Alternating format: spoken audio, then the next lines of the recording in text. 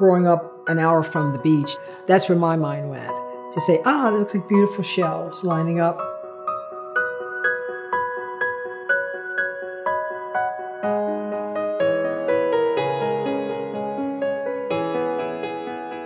Ellen, by contrast, saw the center two coming together, and she's seeing wings.